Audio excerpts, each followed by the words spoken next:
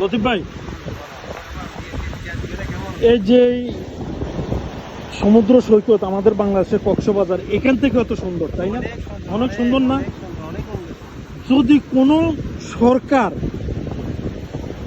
মানে বিগত সরকার কোন, আগামীতে যারা আসবে বলেন, এর ভিতরে যারা চলে গেছে তারা তো শেষ, নতুন যারা আছে আসবে বা তত্ত্বাবধায়ক সরকার এখন আছে, এরা যদি একটু উদ্যোগ নেয়, আপনার কি মনে হয় এর থেকে সুন্দর হয় না?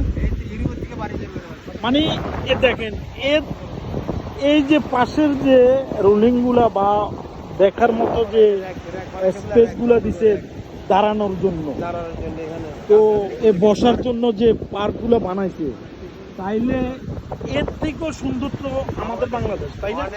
হ্যাঁ, কোন একটা লোকে এই উদ্যোগ গুলা নিছে যে সেক্টরে পয়সা আসবে, আপনি বলেন।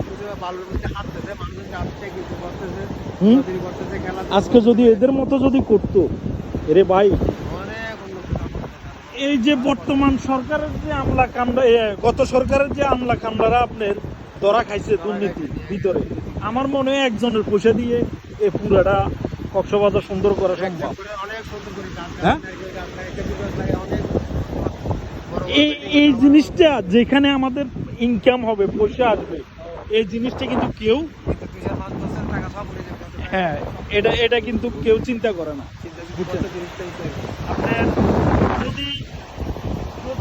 যদি মানুষ যদি চিন্তা করতো এই সেক্টরগুলোতে কিভাবে ইনকাম করা যায়, তাহলে কিন্তু দেশে কিন্তু দুর্নীতি মানুষ করে না, করতো না রে ভাই। একটা কাঁচা রাখালে করলে নিজে চিন্তা করতে ভয় পাইতো, এরকম চিন্তা। আমার একটা ধারণা কি জানেন, যদি কোনোদিন ডক্টর ইউনূস সরকার এখন আছে, তো সে যদি সময় পায়, যদি উদ্যোগ নিয়ে সবগুলো কাজগুলো করে, তাহলে আমার মনে হয় দেশ উন্নতি, মানে দেশকে অন্য একটা পর্যায়ে নিতে পারবে।